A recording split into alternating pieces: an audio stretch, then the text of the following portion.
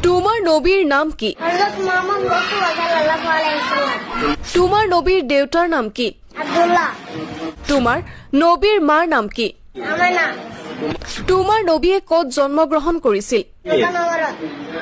এইবাৰ ভাৰত কপাইছে এগৰাকী মৰম লগা কণমানি স্কুলীয়া ছাত্ৰই। বিশ্বৰ প্ৰতিগৰাকী মানুহক আচৰিত কৰি তুলিছে এটি মৰম লগা কণমানি স্কুলীয়া ছাত্ৰই। ইছলাম ধৰ্মৰ প্ৰতিটো লাগতিয়াল বস্তুৰ নাম সলসলীয়াকৈ কৈ সামাজিক মাধ্যমত ইতিমধ্যে ভাইৰেল হৈ পৰিছে এগৰাকী কণমানি ছাত্ৰ। শিক্ষকে যি প্ৰশ্ন কৰিছে তাকেই প্ৰত্যক্ষভাৱে উত্তৰ দি গৈছে এইগৰাকী কণমানি ছাত্ৰই। ইছলামৰ নবী মহামানৱ হজৰত মহম্মদ সাল্লাল্লাহু আলাইহি ওয়াসাল্লামৰ পৰা আৰম্ভ কৰি মহামানৱ হজৰত মহম্মদ সাল্লাল্লাহু আলাইহি ওয়াসাল্লামৰ পৰা আৰম্ভ কৰি মাক দেউতাকৰ নাম বিশ্ব নবীৰ জন্মগ্ৰহণ কৰা ঠাইখনৰ 1 মিনিটত সলসলীয়াকৈ কৈ গ'ল ছাত্ৰজনে। অসমৰ নগাঁও জিলা চামাগুৰি সমষ্টিৰ লাতানী চাপৰি জাতীয় বিদ্যালয়ৰ এগৰাকী ব্যতিক্ৰমী মৰম লগা ছাত্ৰই কপাইছে বিশ্ব। আপুনি মৰম লগা কণমানিটোৰ এনে প্ৰতিভাক কি বুলি ভাবে কমেণ্ট কৰি জনাব।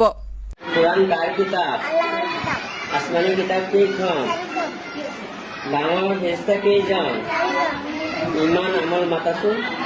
ঈমান, আমাল, কুফর, জাহান্নাম, তাকওয়া, জান্নাত, তাহারাত, ওযু, তাকবীর, আযান, কুরআন, তেলাওয়াত, আকীদা, কিয়ামত। ঈমান মানে বিশ্বাস, আমল মানে ভাল কাম করা, আখিরাত মানে পরকাল, জান্নাত মানে বিস্তার, জান্নাত মানে দুজাত, তারাত মানে পবিত্রতা, আযান মানে রোজাদারের মাতা, কুরআন মানে আল্লাহর কিতাব।